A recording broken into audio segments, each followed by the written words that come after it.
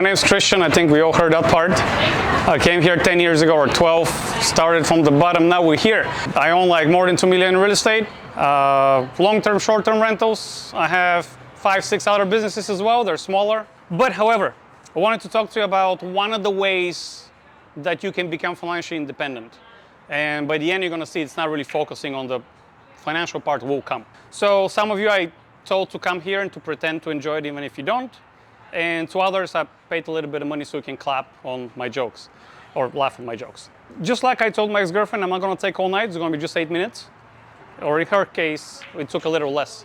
3 things we're gonna talk about today. Have my cheat sheet there. So we need to, thank you. Wait, I'm good. So you need to identify what person you wanna be. You need to set very clear goals and you need to create habits. Those are the 3. There's many other aspects of becoming financially independent. Financially independent you become when you become the person you want to be. Right now you're here, you want to be someplace else, I'm guessing. You know, we all want to improve. So to identify the person that you want to be, it's a bit morbid, but you need to imagine, what do you want people to say on your funeral? Do you want them to say that you had the latest iPhone? Do you want them to say that you had the fastest car? Or you want them to say that you're the life of the party, you took care of others, you are nice, trustworthy, all of the positive aspects that, you know, attributes to a human? Or how do you want them to remember you? And once you figure that out, is the easy part. I want to be trustworthy. And I want people to think that I'm honest. So in any situation that arises, you just think, what would an honest person would do in that situation? You just do that. I had a very good story that Conti gave me a life lesson.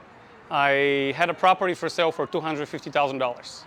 I got an offer for $240,000 and I accepted it. And I'm driving back home and I'm like, hey Conti, you know, I got the offer. I mean, this is the first house I'm selling. And he goes, okay, so I got a question for you.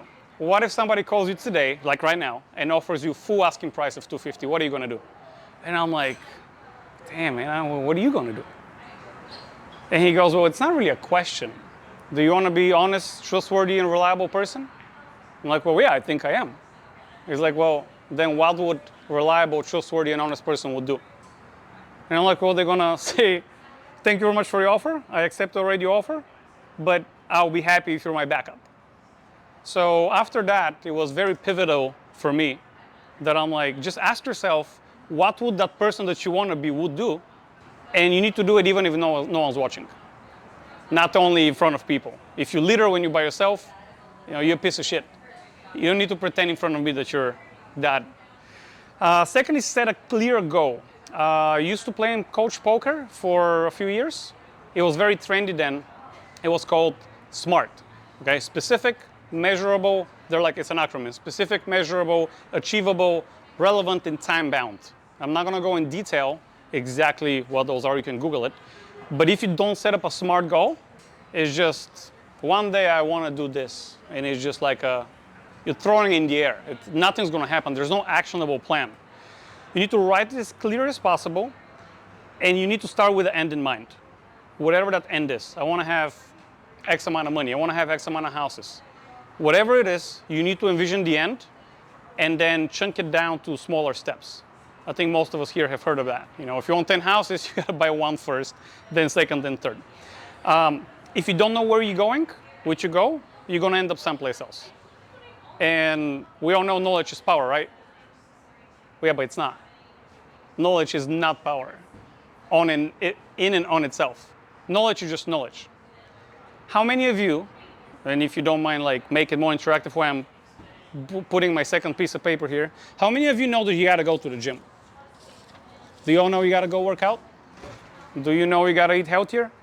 Don't smoke, don't drink. We all know those. Don't do crack on Wednesdays. You know, you all know those things. How many of us are doing it though? So knowing it is really, it's good to know it. It's better to not know it. But unless the rubber meets the road, you're not doing anything. My goal was 1 house a year until I reach 40. So I have 10 houses, and I retire on $1,000 per house residual income. I did fail on that goal. I own 15 units now. Retired 35 just 2 years ago. So once you set up a goal, it can escalate way faster. You meet the right people, like some of you here have done business with, you know how you can escalate when you surround yourself with the right community. And last is build habits.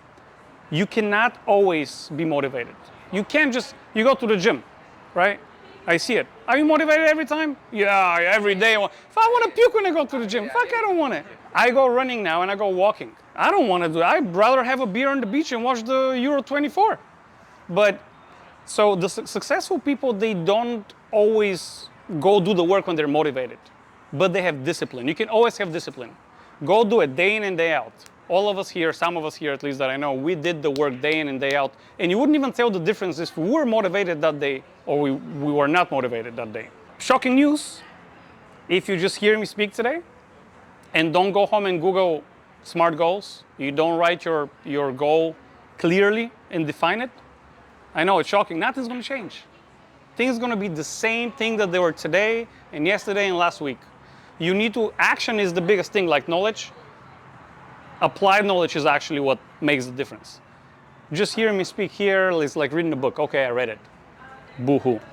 And I'm going to leave you with this, and then I'm open for questions if you have any. In poker, I used to coach my students. You can only have one of those two things, results or excuses. You can never have both. Thank you very much for hosting this, and if you all have any questions, I'm game.